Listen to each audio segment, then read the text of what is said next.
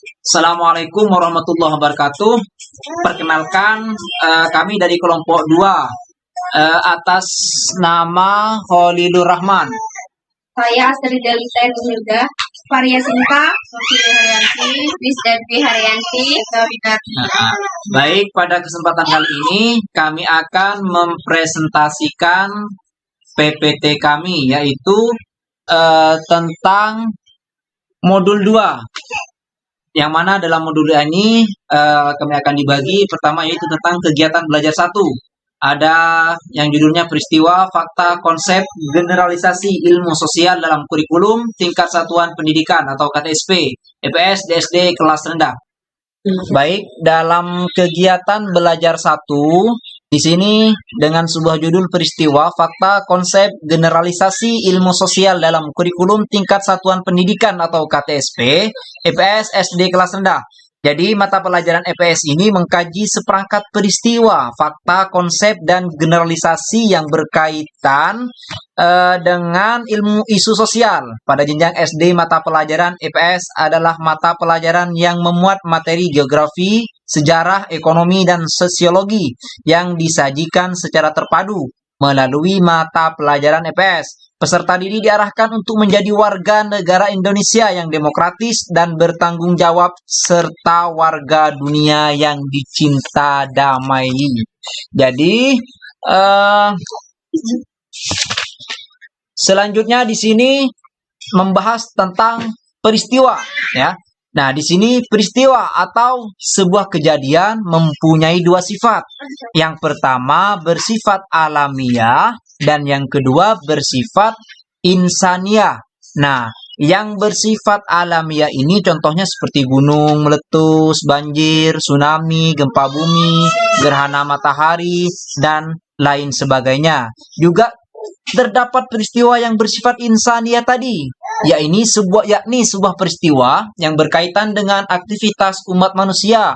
Contohnya seperti pembangunan jembatan, skandal korupsi, pemilu, krisis moneter, inflasi, reformasi, dan lain sebagainya.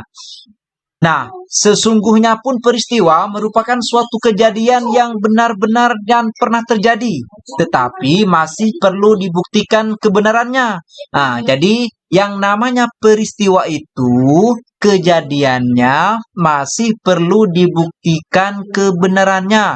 Hal ini dikarenakan karena peristiwa biasanya sudah menjadi sejarah, yakni kejadian yang sudah terjadi di masa lalu. Peristiwa yang telah diuji kebenarannya itu yang disebut fakta. Nah, jadi kalau peristiwa itu sudah diuji kebenarannya, maka baru disebut dengan istilah fakta. Nah, fakta secara harfiah berarti sesuatu yang telah diketahui atau telah terjadi benar, ada. Bisa juga diartikan bahwa fakta adalah sesuatu yang dipercaya dan merupakan kenyataan realitas yang real. Itu namanya fakta. Contohnya seperti Jakarta adalah ibu kota negara Republik Indonesia. Nah, berarti itu dikatakan fakta. Kenapa? Karena Jakarta merupakan ibu kota Republik Indonesia. Yang kedua, bumi berputar mengelilingi matahari. Nah, jadi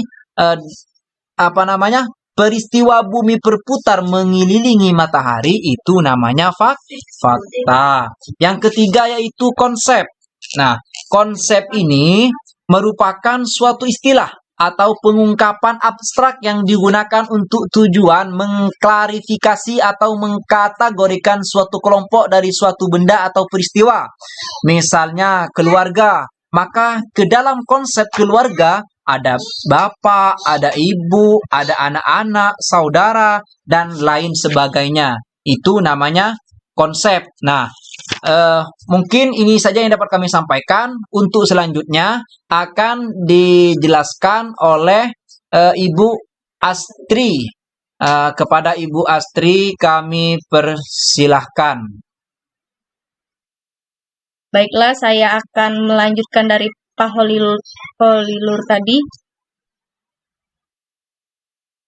Yang D, generalisasi.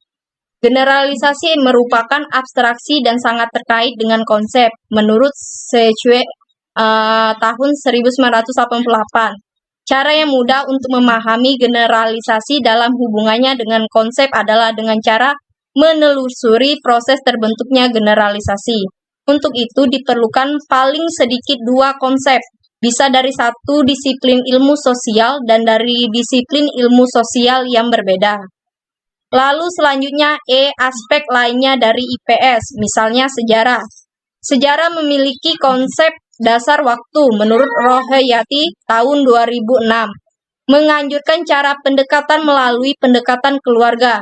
Dijelaskan jika anak sudah mengenal bilangan, maka guru dapat menanyakan tanggal tahun kelahirannya. Kemudian bisa melanjutkan pertanyaan apakah siswa mempunyai kakak atau adik serta tahun kelahiran masing-masing. Lalu F. Materi atau bahan kajian untuk kelas rendah. 1. Keluarga, peran keluarga memelihara dokumen penting. Misalnya peserta didik menyebutkan benda-benda yang ada di sekitar rumah. Lalu peserta didik dapat membedakan benda-benda yang langsung dari alam dan buatan manusia di sekitar rumah. Bertanya mengapa harus ada daftar tugas kebersihan sehari-hari peserta didik di rumah. Hak dan kewajiban peserta didik memelihara lingkungan alam dan buatan di sekitar rumah. Konsep-konsep yang dapat digunakan antara lain rumah, anggota keluarga, silsilah keluarga, lingkungan alam, lingkungan buatan, meja, kursi, buku, pensil, batu, tanah, sampah, dan tumbuhan, dan lain-lain. Adapun generalisasinya meliputi setiap orang membutuhkan lingkungan alam dan lingkungan buatan untuk dapat hidup dengan layak. Kelestarian lingkungan rumah sangat ditentukan oleh rasa tanggung jawab setiap orang sesuai dengan peran masing-masing di rumah.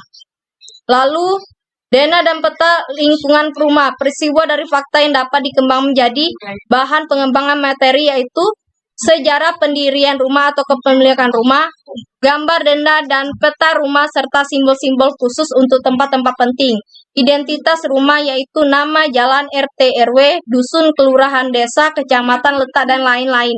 Cerita tentang kegiatan sehari-hari yang terjadi di rumah, keterangan tentang anggota keluarga dan tugas-tugasnya, konsep yang dapat dikembangkan antara lain rumah, jalan, dena, peta, letak, desa, kelurahan, dusun, kampung, RT, RW, kecamatan, jenis pekerjaan anggota keluarga seperti ABRI, pegawai negeri, karyawan, pedagang, petani, dan pelajar. Lalu jenis-jenis pekerjaan yang ada lingkup masyarakat, mulai kapan peserta didik dan orang tuanya mulai mengikuti pekerjaan itu. Tujuan orang bekerja, generalisasi yang dapat digunakan misalnya, setiap manusia perlu bekerja untuk dapat memenuhi semua kebutuhan hidupnya.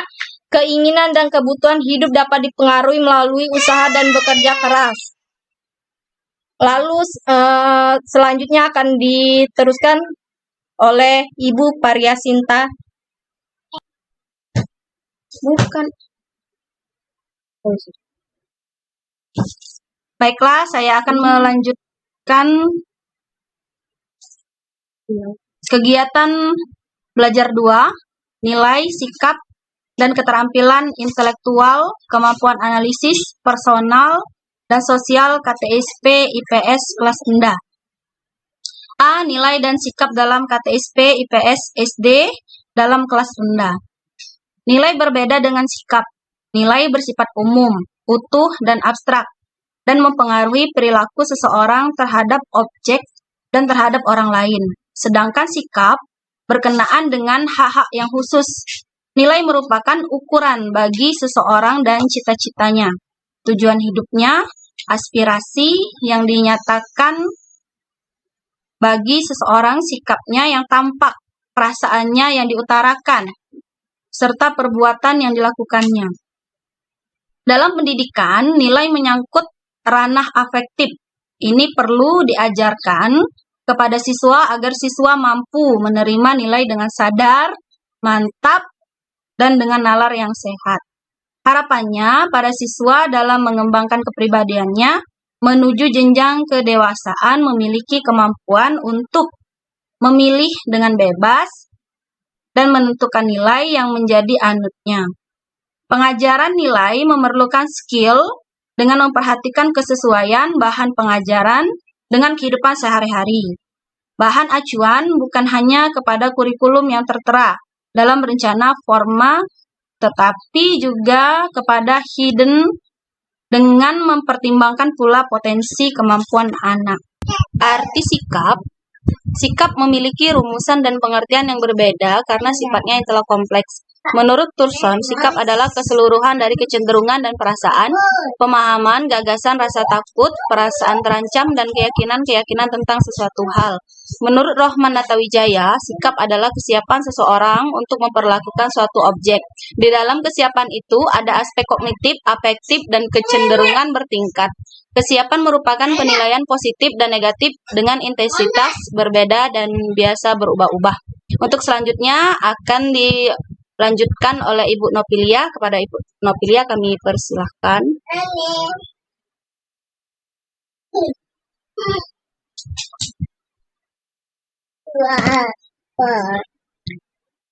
Kaitan nilai dengan sikap. Sikap seseorang sangat ditentukan oleh nilai yang dianutnya. Sikap juga timbul karena banyak nilai atau values. Kaitan nilai dengan sikap terkait dengan aspek-aspek yang terkandung di dalamnya. B. Keterampilan intelektual atau kemampuan analisis personal dan sosial dalam KTSP IPS SD kelas rendah. Keterampilan intelektual dan kemampuan analisis 2. Hal yang tidak dapat dipisahkan. Keterampilan dan kemampuan atau kecakapan ini meliputi A. Keterampilan memperoleh pengetahuan dan informasi. B. Keterampilan berpikir, menafsirkan, menganalisis, dan mengorganisasikan informasi yang dipilih dari berbagai sumber. C. Kemampuan mengkritik informasi dan membedakan fakta dan opini.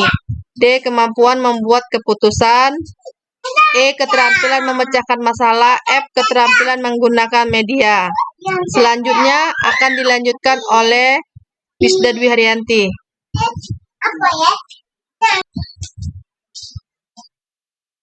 Lanjutan 2, keterampilan personal. Keterampilan ini tidak dapat dipisahkan dari keterampilan intelektual. Hanya pemahamannya ditekankan kepada keterampilan yang sifatnya mandiri. Sifat-sifat tersebut antara lain A. Bersifat praktis atau keterampilan fisikomotor.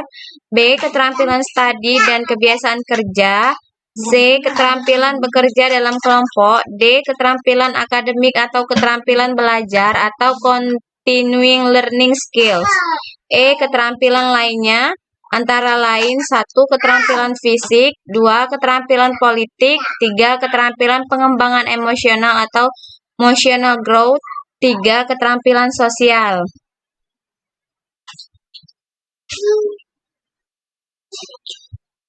Selanjutnya akan dibacakan oleh Ibu Eka Winarti.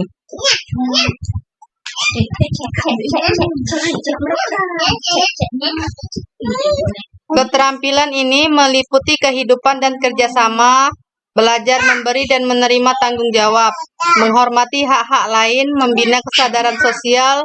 Dengan ini, siswa diharapkan mampu berkomunikasi dengan sesama manusia, lingkungannya di masyarakat secara baik. Hal ini merupakan realisasi dari penerapan IPS dalam kehidupan bermasyarakat. Latihan dan pembinaan yang tampak dalam proses pembelajaran antara lain mampu melaksanakan dengan baik. A. Berdiskusi dengan teman. B. Bertanya kepada siapapun. C. Menjawab pertanyaan orang lain. D. Menjelaskan kepada orang lain. E. Membuat laporan. F. Memerankan sesuatu. G. Dan seterusnya. Boleh dan kawan-kawan.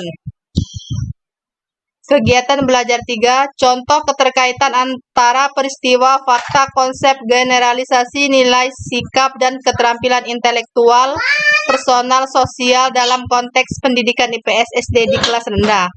Topik lingkungan dan melaksanakan kerjasama di sekitar rumah dan sekolah. Subtopik lingkungan rumah dalam IPS kelas 3 semester 1. Standar kompetensi memahami lingkungan dan melaksanakan kerjasama di sekitar rumah dan sekolah. Kompetensi dasar menceritakan lingkungan alam dan buatan di sekitar rumah dan sekolah. Indikator. Setelah mempelajari topik ini, peserta didik diharapkan dapat 1. Menjelaskan pengertian lingkungan alam.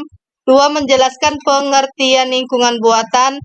3. Menjelaskan pengertian rumah. 4. Menyebutkan benda-benda yang langsung dari alam yang ada di sekitar rumah. 5. Menyebutkan benda-benda di lingkungan rumah buatan manusia. 6. Menceritakan pentingnya lingkungan alam dan buatan bagi setiap orang. Demikianlah pemaparan dari kelompok kami. Wassalamualaikum warahmatullahi wabarakatuh.